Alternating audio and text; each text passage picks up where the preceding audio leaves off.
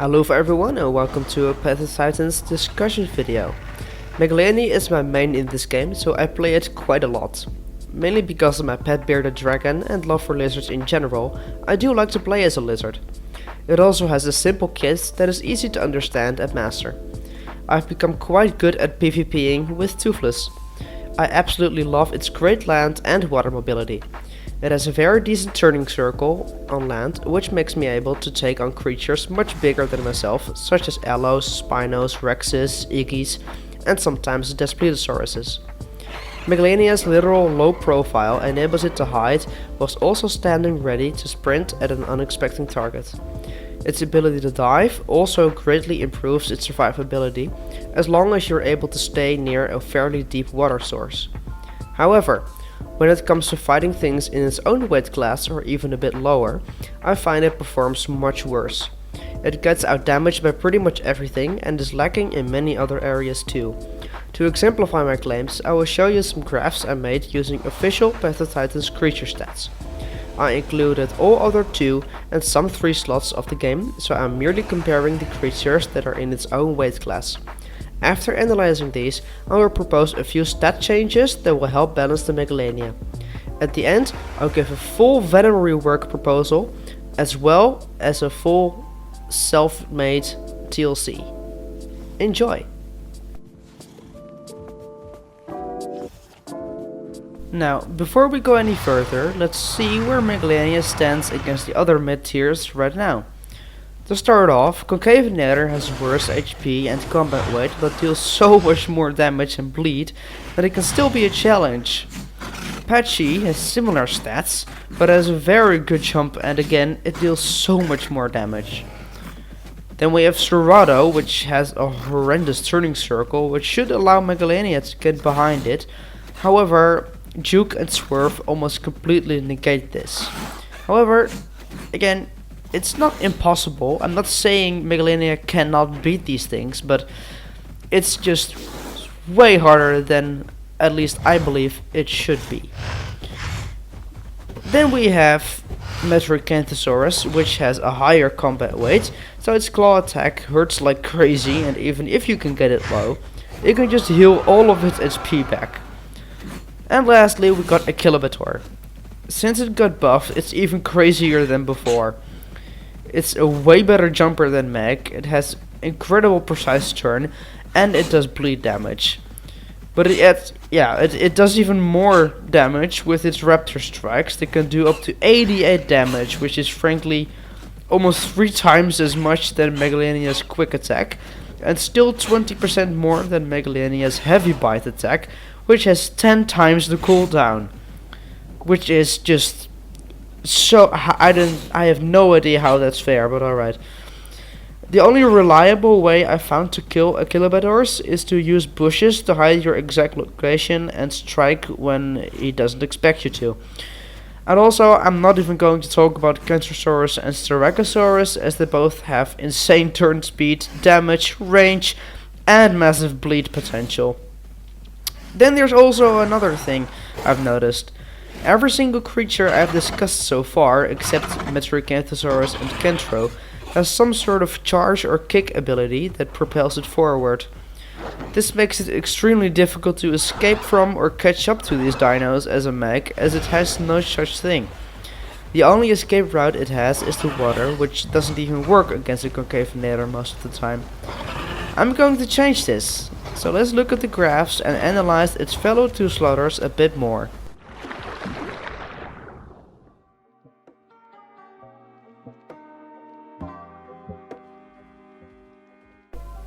Alright, so here's our first graph. This shows the different amounts of HP these creatures have. I sometimes hear people say Meg has high HP, but if you look at this graph you can see that isn't really the case. It's tied second to last spot with Metri, with Patchy having the lowest HP. Serrato already has a nice amount of HP, but it can increase this even further with its solid frame height, giving it 800 HP. The changes I would make? Nerf Achillibator's HP from 650 to 600. Keep Metri the same, as it has a higher combat weight. and buff Megalania's HP to at least 550. This will give it just a bit more room for error, as now when fighting a similarly sized opponent, it gets punished way too hard for making a singular move. Our second graph shows the combat weight. Here, Megalania is in a much more comfortable position. Its 2700 combat weight lets it do more damage to Patchy and all carnivores on the list except Metri. No changes here, no buffs, no nerfs, onto the third one. Our next graph shows the rate that the different creatures here can regenerate their hit points. This and the combat weight are the two things Megalania excels at. Only a Kilobator heals faster, which I think is fair enough. Again, no changes here. This next one definitely will need some tinkering. It shows the creature's base damage, also known as the damage their regular bite inflicts. Here's where we see the real problem. Megalania has no damage output. Its Viper Strikes does a mere 30 damage, whilst literally everything else has at least above 50 damage. The two exceptions being Sarah and Metri are very explainable. Sarah is built to be a tank, having high HP and armor. It's fine doing 40 damage per bite as it can afford to. Metri has only 20 damage on its bite, but frankly no one uses it as claw attack only has a slightly longer cooldown and does 35 damage. That's still not a lot, but it does have an entire second HP bar up its sleeve. Megalania, which sits at 30, has no reason to have such a low damaging attack. Styracosaurus obviously does the most out of these, but if we count Achilles' Raptor Strikes, which can also be used as a spammable attack, it beats everything else here by a long shot. And no, I'm not done yet. Because while there are just the creature's normal bites, they all have alternative damaging abilities. Conka has its claw attack and ripping kick, which both do 30 damage and high bleed. Sarah has Swerve, which deals 70 damage, and Thrash, which does 90. Patchy has Better, which does 80, and Achillo has his Claw Swipe that deals also 85. And what does Megalania have? It has one extra bite attack that deals only 70 damage with a disproportionately long 10-second cooldown. Now, most of these have a lower combat weight than Meg, making them do a little less damage, but the difference in DPS and attack potential is just way too big. My changes? Nerf Raptor Strikes to 75 damage at max stacks, nerf Patchy's Headbutt from 60 to 50, buff both of Meg's bite attacks to 40 and 90 damage respectively. Again, it has nothing extra to compensate for its low DPS like Ceratosaurus and Metri do. The next couple graphs, luckily, are a bit less unbalanced. These show sprinting speed and fall damage. Megalania sits at the top few with its base sprint speed at 1100. But again, everything here but Kentro and Metri has something to gain or lose distance on it, either in the form of a charge, a shove or a kick attack. This isn't really something easily fixed, unless they significantly increase the stamina cost on these abilities, or they give Megalania a sort of dash of its own. The fall resistance chart is good enough, so I'm not going to do any changes there. Now we get to the stamina charts. This first one shows the amount of time something can spend running in a straight line before running out of stamina. Here, Megalania is tied with two others as the creature with the worst stamina timer. You might think I'm going to buff Megalania's stam to make it on par with its opponents, but I'm not going to do that. 2 minutes 5 seconds sprint time is usually enough to finish a fight without running out of stam. And being a lizard, I get that it's not going to run a marathon or anything, and it shouldn't be able to, so no changes here. The next stamina graph shows the speed at which they regain their stamina. Unlike with its health, Megalania kinda sucks at regaining stam. The fact that it drains stamina quicker than others is fine, but being doubly punished by also regaining it slower might be a bit too much. Especially since Metriacanthosaurus, who has the same stamina drain timer, regains it faster too. My change here would be to make Megalania's stam regen equal to Metri's, Cantro's and Patchy's at 0.7. This would make it slower than Sarah and Achillo, but make it faster than Conka's, which isn't really a problem for it, because Concavenator has over 40 seconds of extra stamina to begin with. So, to sum up my preferred changes, here they are again. The changes to Megalania: HP 500 to 550, Viper Strikes damage 30 to 40, Heavy Bite damage 70 to 90, Stamina regeneration speed 0.6 to 0.7. A Kilobator changes: HP 650 to 600, Raptor Strikes damage 88 to 75. Patchy changes: base damage 60 to 50. However, these stat changes might not be enough to bring back the lizard into the competition. Therefore, I will propose two things.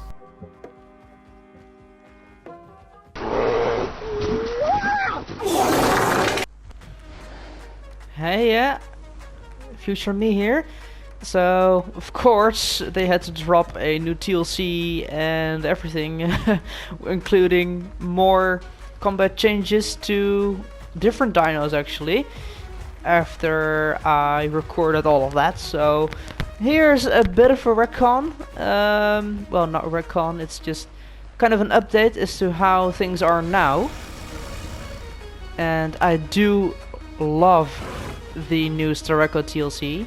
I really do. It's got an amazing, freaking amazing model update, and of course it's got many new abilities that I absolutely adore. But we do need to go over some other stuff, because what they did is they've changed Cereto. They have, let me look at here, yeah, okay, they've increased the fracture damage it does. So yeah, it also does more damage now, the charged bite. They decreased the threshold reflection to 50% from 75%. They increased the berserker damage buff to 25% from 10%. They increased the rapid strikes base damage to 4 from 2.5. They increased the carrion feeder damage debuff to 15% per stack from 5%. They reduced the max carrion feeder stacks to 3 from 5. They increased the cracked goods damage reduction to 15% per stacks from 10%. They reduced the max cracked goods from 3 to 3 from 5. They increased lunge base damage to 60 from 40. And they increased the swerve base damage to 80 from 70. So, as you can probably tell, that is a pretty big buff to Cereto, which I don't really think it needed, because, well, Cereto was already pretty damn good. But now it's, yeah, it's much better. So, it doesn't really change any of my previous points, other than they are even worse now. So, yeah, Cereto's even stronger now, so Meg needs maybe even a bit more stat changes now. But that wasn't the only thing they changed, because Kentro has, yeah, they've increased its tail attack bleed amount to 0.4 from 0.25, so it does more bleed. They've increased tail swing base damage to 70 from 45. They've increased detonate base damage to 20 from 15.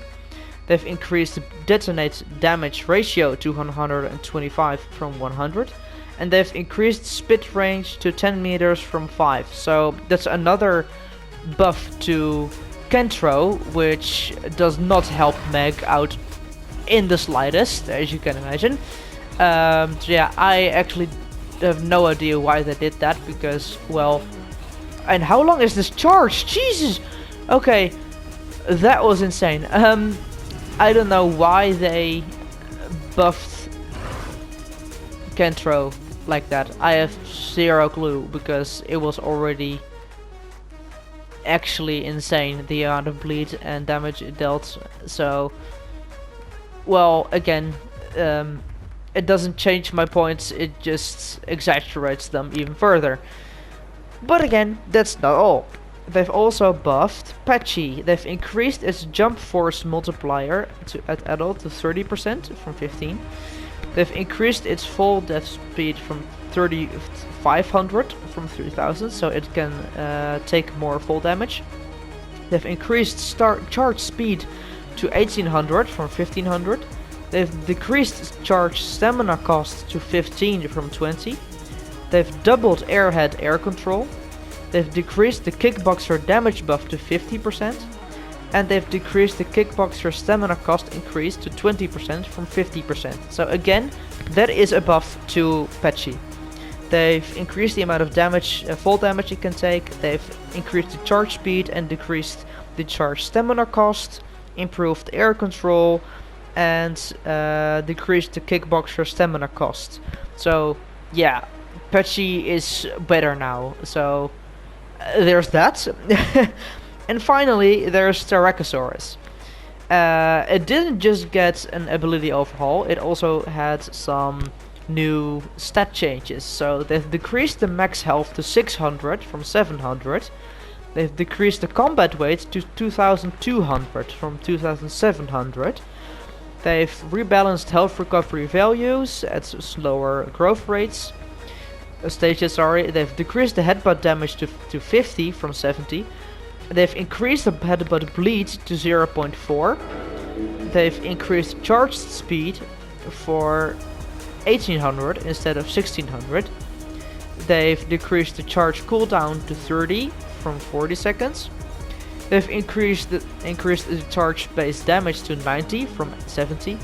They've rebalanced the charge stamina cost. They've removed block, stampede, strong legs, and resilient scales, and they've added new abilities. So I have not tested it yet, unfortunately, because it just came out today, literally today at the time of recording this anyway. So as I'm seeing this now, it does still have an absolutely insane turn radius. So I do not know how Megalania will fare against it, but considering this turn, it's still very hard. It's still very hard to beat, but it should actually be more possible than it was before, because it does less damage, it has lesser combat weight, and it has less health. So if you can somehow manage to avoid the horns, yeah, it is more doable than it was before as a Meg. So that's good, I think, anyway. I'm not sure. Again, don't take this at face value, because I have not tested it yet against the Meg. So first impressions show that it's weaker against Megalania now, but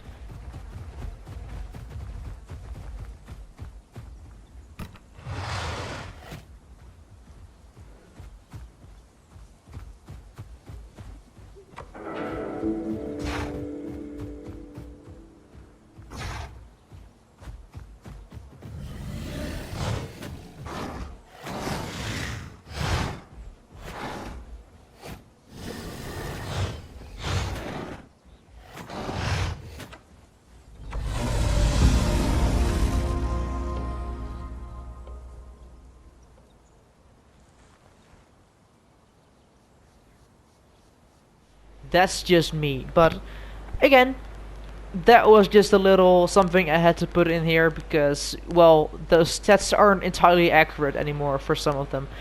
And I just realized I completely skipped over a Kilobador. That is something I need to put out as well, because a Kilobador has also achieved, yeah, it's also gotten some changes. They reduced the Raptor Strike scaling to 60% from 100%. They've increased the Bark stamina cost to 30 from 15. And they've reduced the Mob Boss attack buff per stack to 13% from 17.5. So that is lovely. That is freaking lovely. It might not be enough, but the reduced Raptor Strike scaling to 60% from 100% means it does way less damage with the Raptor Strikes now, so that'll be more doable to tank. And increase the Bark stamina cost to 30 from 15 is alright, I guess. I don't see many people actually using Bark, but alright. And they've decreased the Mob Boss attack buff to 13%, which is good, because a Kilobador in a Mob Boss setting was absolutely disgusting. Like, actually, the amount of damage that thing could do when at max stacks, it's still really good, but the 17.5 per stack was just too much. So I'm glad they made some changes there. They actually handled it better than I did, because I just said, well, decrease the max attack to 75 instead of 88, but they just went, okay, let's scale it to only 60% instead of 100. So yeah, that works too, I guess. And now I will really jump back to my previous self, and we'll talk about the Venom update that I want to be put in the game, as well as the Megalania TLC.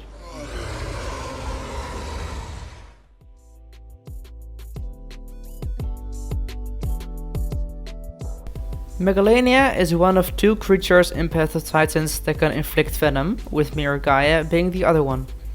I believe a Venom Rework could greatly improve Megalania's ability to put pressure on its opponents and make them want to conserve their stamina. This would counter Meg's faster stamina drain, making it need to use less of it while fighting. Venom in its current state is only useful when heavily applied and used on big targets with already low stamina regeneration speed. Because if you didn't know, it merely reduces your stamina regeneration. It doesn't actually drain your stamina like it used to. I have no idea why they changed this, to be honest, and it would be best if they reversed it. If Megalania can drain his opponent's stamina, it would be able to take a different approach to fights. It would work somewhat like Bleed, going in and stacking Venom, taking chunks out of its opponent's stamina, then simply waiting, going back out, and using its faster health regeneration speed to reset the encounter and be able to go back in with its opponent very low on stam. This wouldn't be without counters, however, as the opponent could still just try and pressure the Megalania before he runs out of stamina. But at least it would give Megalania a unique playstyle. Because currently, when trying to use this playstyle, all the opponent needs to do is just not use much stam, and it'll eventually be able to catch the Meg off guard when it has low stamina itself. Making Venom drain stamina would nullify this and force the opponent to come up with new strategies. But what else could they change? I've been looking forward to this. We all know that developers have been releasing TLC after TLC, and they've been great overall. It seems like they wish to focus all creatures on one specific form or playstyle. Take for example Daspletosaurus' fracturing, Oberda's blocking, Cerato's armor advantages, Pycno's speed, and Dinocyrus' knockback. For Megalania, they could focus on, you guessed it, Venom. We've already covered the Venom rework, so assuming they implement those changes, this is what I suggest they change on Megalania's abilities. I will provide 2 possible builds. Megalania will finally get 2 passive abilities. It gets Toxic Immunity, which is similar to its current Hide option, but it doesn't make you take more damage, it simply makes you immune to venom and poison. Secondly, it gets Chainmail. Monitor lizards, and especially Komodo dragons, are known for having chainmail-like armor across their entire bodies. This passive ability will grant you 25% increased bleed healing and gives you a 20% chance to deflect an incoming attack, which makes it do 15% less damage to you. Armor-piercing attacks are included. I would love to buff this ability and make it have an 80% chance to deflect about 90% of damage, but it would be way too OP for the game. I think 20% to deflect 15% is just right for it. For the head slot, I think the Viper Strike's ability is good enough to remain as a quick attack. It will do 40 damage and has a cooldown of 1 second. However, Heavy Bite does need a replacement. It's too simple of an ability, and it doesn't make sense for it to have the same ability as Daspletosaurus and Tyranitar. To replace it, I want to add a new ability called Toxic Tear. This would be an attack that deals 90 damage and low bleed with a 10-second cooldown, further punishing your target for moving. For its water-based build, it gets a third option. The third bite ability is Tide Bite. This attack decreases your opponent's swim speed and water turn speed by 2% for each bite you land, stacking 5 times. It will do 60 damage and has a 6-second cooldown. Megalania also gets some better senses. Fitted scent is decent, but I want to rework it slightly. Instead of just giving you 20% extra damage, it will now also let you track prey you've injected with venom, in a 100 meter radius that is. This makes it the perfect scent for a solo venom build Megalania that wants to track its prey over longer distances. For group play, I took away All for One and added Lounge Hunter. Lounge is the term used to describe a group of lizards, and that's what this will be focused on. It gets you 5% reduced sprint stamina drain and increases your speed and blue heal rates by 2% for every other Megalania in your group, stacking 4 times. For the water build, I added Amphibious, which increases your swim speed and water churning speed by 10%. Reduces your swim stamina drain by 10% and increases your damage by 20% against wet targets. For its hide, I added Solar Powered, which increases your stamina regeneration and bleed heal rates by 25% during the day. For the water build, I think Streamlined is decent enough to stay. For the back limb, I kept Webbed Feet and replaced Leap with a new ability called Lizard Dash. This is somewhat similar to Sarko's Gator Dash, in that it propels you forward. It costs 8 stamina to use and has a 5-second cooldown.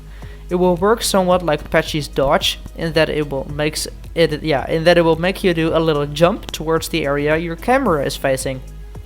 This will give Megalania the opportunity to dodge heavy hitting attacks, escape tail riders, or catch up quickly to deliver a final blow. For its tail, I added a simple tail attack that does 10 damage and medium knockback with a 3-second cooldown. It is courtesy of real life Varanids using their tails in combat. For the vocal abilities, Salivary Gurgle is a call that will work similarly to Toxic Scream, increasing your venom output by 50% for 1 minute with a cooldown of 1.5 minutes. It will have a different animation and it will display your Megalania with an extensive amount of saliva fuming around its mouth as a visual effect. A second vocal ability will be available and can be used for a water build. Bog Chant will make every wet creature in a 50 meter radius have 10% reduced stamina recovery, have 20% reduced armor for 30 seconds, it will have a cooldown of 2 minutes, and this will make sure Megalania can outlast its opponents in water and will make it more capable against armored foes. Anyway, that's my take on Megalania as it currently is, and what the developers could do to make it better and even more fun to play with. Tell me what you think of my changes in the comments, and I'll see you all in the next one. Bye bye.